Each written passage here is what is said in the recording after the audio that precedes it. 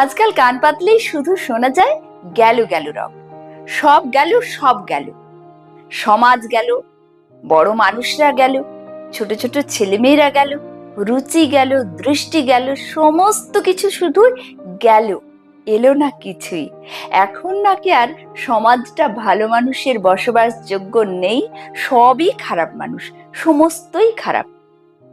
সত্যি কি তাই? সমস্তই খারাপ? এটা সম্ভব?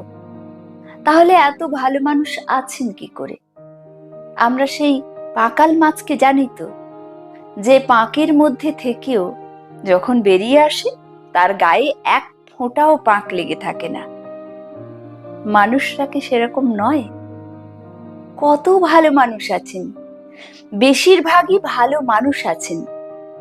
অহেতুক গেল গেল না করে নিজের চারপাশটাকে যদি একটু ভালো করে তোলা যায়, তাহলে আর এই আফসোস করতে হবে না, এই হতাশা দেখা যাবে না।